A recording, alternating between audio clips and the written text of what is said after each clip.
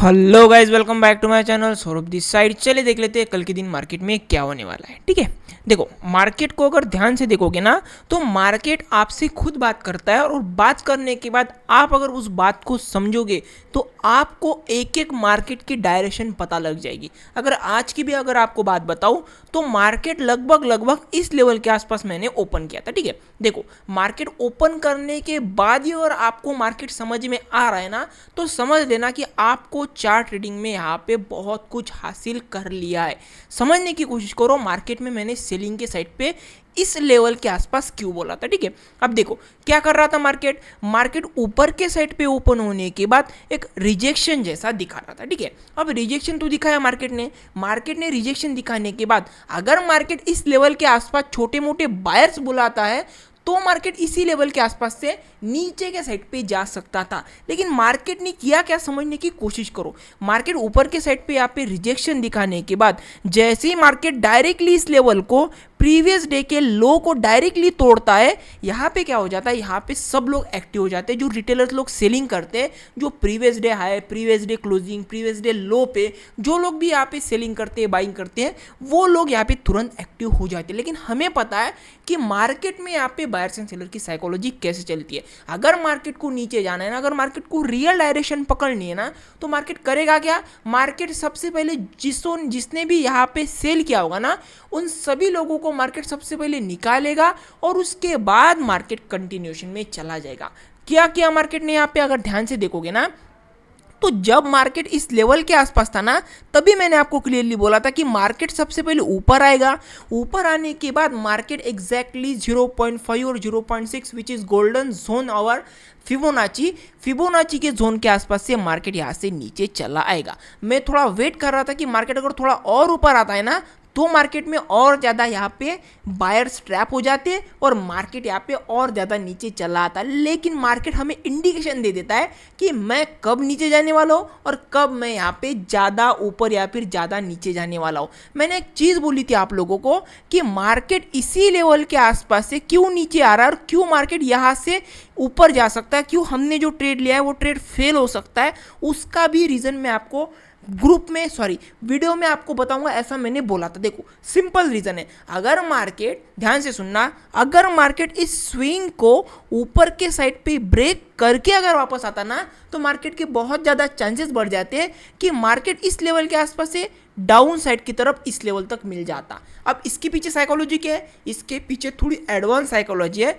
जो कि आप लोगों को धीरे धीरे करके मार्केट में जैसे जैसे आप चार्ट को रोज रोज देखोगे ना, तब जाके आपको आपके आंखों के सामने जब चार्ट बनेगा ना, तब आपको पूरी तरीके से समझ में आ जाएगा कि मैं आखिरकार आपको बताता क्या और मार्केट यहाँ पे करता क्यों, वैसे क्यों करता था, और मार्केट कितना सिंपल आपको उस टाइम पे लगने लगेगा। अब आपके सामने मैंने बोला था कि मार्केट अगर इस लेवल से नीचे आ रहा है ना तो मार्केट क्या करेगा, मार्केट के ज़्यादा चांसेस नहीं है कि ये वाला जो ट्रेड है, ये वाला ट्रेड हमारा यहाँ पे सक्सेसफुल हो जाएगा। अभी भी व्हाट्सएप कम्युनिटी में ग्रुप के मेंबर को पता है, मैंने व्हाट्सएप कम्युनिटी में बोला था कि मार्केट के ज़्यादा चांसेस है कि ये ट्रेड यहाँ पे फेल हो सकता है। हालांकि मुझे यहाँ पे लगभग 1:3 के आसपास मुझे ट्रेड मिल गया था, लेकिन स्टिल मैंने यहाँ पे बुक नहीं किया। यहाँ पे हुआ क्या, समझने की कोशिश करो। ठीक है, अब देखो यहाँ पे ग्रिड कैसे हावी होते, कभी कभी इमोशन कैसे हावी होते। देखो इमोशन को पूरी तरीके से कंट्रोल करना हमारे हाथ में नहीं होता, वो धीरे धीरे ग्रेजुअली हमारे मन में, हमारे कंट्रोल में हो जाता है।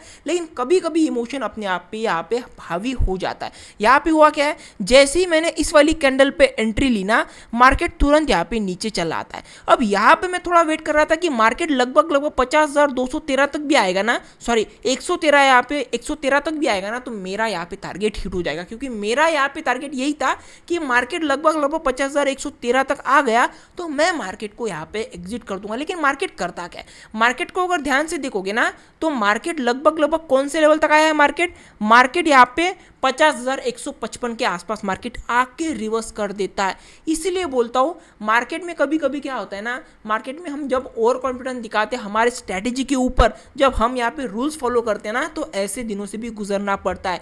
मार्केट में लगभग यहाँ पे 1:3 60 पॉइंट मुझे यहाँ पे मिल गए थे, स्टिल मैंने मार्केट में बुक नहीं किया क्योंकि मेरा जो टारगेट था वो टारगेट एटलीस्ट 75 पॉइंट का यहाँ पे टारगेट था। क्योंकि सेटअप बना था, सब कुछ सही था, लेकिन सेटअप में थोड़ा सा यहाँ पे हमें दिख रहा था कि मार्केट में हमारा यहाँ पे टारगेट हिट होने के चांसेस कम है, इसीलिए मार्केट ने क्या किया, मार्केट तुरंत ऊपर चला गया और हमारा यहाँ पे ट्रेलिंग स्टॉप लॉस हिट हो गया। लगभग 15-20 पॉइंट के आसपास हमने आज के दिन यहाँ पे मार्केट में कैप्चर कर लिए। उसके बाद क्या होता है, उसके बाद मार्केट पूरी तरीके से यहाँ पे साइडवेज हो जाता है। अब हमें पता लग गया कि मार्केट का बिहेवियर कैसा है, तो बिहेवियर पता होने के बाद हमें सब कुछ पता चल जाता है कि मार्केट में आज के दिन मोमेंटम आएगा या फिर सिर्फ और सिर्फ मार्केट यहाँ पे आज के दिन भी ट्रैप करेगा। परसों के दिन मैंने एक एनालिसिस बनाया था और उसमें एनालिसिस में मैंने क्लियरली बोला था आप लोगों को कि मार्केट जिस तरीके से ऊपर आया है, मार्केट में 2-3 दिन यहाँ पे हॉल्ड बन सकता है। हमने यहाँ पे क्लियरली एनालिसिस किया था और मार्केट यहाँ पे हॉल्ड बना भी रहा है। लेकिन हम रोज रोज मार्केट में क्या कर रहे हैं, हम रोज रोज मार्केट में फोर्स कर रहे हैं ट्रेड करने के लिए। हालांकि ओवर ट्रेडिंग नहीं कर रहे, हम यहाँ पे गलत ट्रेड नहीं ले रहे, लेकिन हमारी जो एक्सपेक्टेशन रहती है ना कभी कभी वो ज़्यादा यहाँ पे बढ़ जाती है। इसीलिए हम क्या कर लेते हैं, जो भी मार्केट में मिलता है ना हमें, उस मार्केट को हम यहाँ पे एक्सेप्ट नहीं करते और मार्केट में थोड़ा और मिलने का यहाँ पे ग्रीड पैदा कर लेते।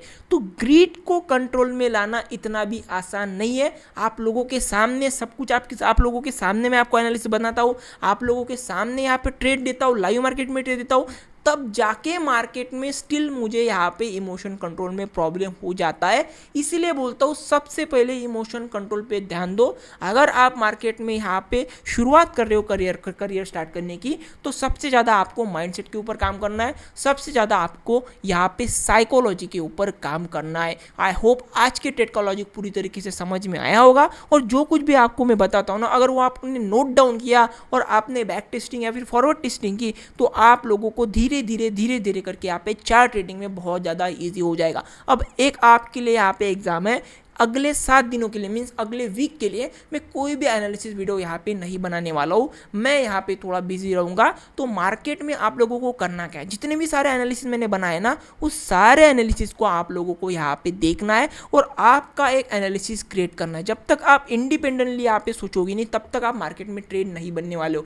मेरा यहाँ पे एनालिसिस देखने के बाद अगर आप उस एनालिसिस सीख रहे हो या फिर अगर आप गैम्बलिंग करके मार्केट में यहाँ पे सोच रहे हो कि इनका एनालिसिस देख के ही ट्रेड करूँगा, माय डियर फ्रेंड, आप कितने दिन तक मेरा यहाँ पे एनालिसिस देखोगे? जब तक आप सीखोगे नहीं, तब तक आप यहाँ पे इंडिपेंडेंटली एनालिसिस यहाँ पे नहीं कर पाओगे। क्योंकि इंडिपेंडेंटली जो जिस दिन आप एनालिसिस कर पाओगे और इंडिपेंडेंटली एनालिसिस करने के बाद अगर मार्केट उस एनालिसिस को फॉलो करेगा, तब जाके आप मार्केट में एक रियल ट्रेडर का नाम यहाँ पे कमा पाओगे। अदरवाइज मार्केट में यहाँ पे सिर्फ और सिर्फ भटकते रह जाओगे। ठीक है, अब चलिए कल के दिन के लिए देख लेते हैं कि मार्केट में यहाँ पे होने क्या वाला है। ठीक है, देखो वीक का लास्ट दिन है कल के दिन। आज के दिन हमने सोचा था कि मार्केट में यहाँ पे निफ्टी की एक्सपायरी है, तो मार्केट में लगभग छोटा मोटा मोमेंटम आ सकता है, लेकिन मार्केट में कोई भी मोमेंटम नहीं आया। तो हो सकता है कल के दिन मार्केट में यहाँ पे मोमेंटम आ सकता है, क्योंकि 2 दिनों का यहाँ पे हॉल्ड हो गया है।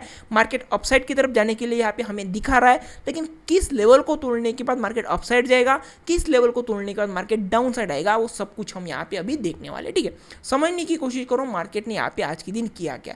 मार्केट यहाँ पे डाउन साइड की तरफ जाने की कोशिश की, मार्केट प्राइस एक्शन बना के ऊपर के साइड का यहाँ पे मार्केट ने प्राइस एक्शन बना के क्लोजिंग दे दिया। कहां पे क्लोजिंग दिया है, मार्केट ने लगभग जहां पे ओपन किया था उसी लेवल के आसपास से मार्केट ने यहां पे क्लोजिंग दी है। अब मान लेते हैं मार्केट कल के दिन फ्लैट ओपन होता है। ठीक है, ध्यान से सुनना, मार्केट अगर फ्लैट ओपन होता है, फ्लैट ओपन होने के बाद ऊपर जाने की कोशिश करता है ना, तो मार्केट को सबसे पहले वीक हैंड्स को निकालने दो और उसके बाद मार्केट में हम यहाँ पे बाय करेंगे। इस लेवल को जब तक मार्केट नहीं तोड़ता, तब तक हम मार्केट में यहाँ पे बाइंग के साइड पे जाने के लिए बिल्कुल भी रेडी नहीं है। अगर मार्केट गैप अप ओपन होने के बाद तोड़ता है, तो गैप अप की सिचुएशन बहुत ज्यादा अलग रहने वाली है।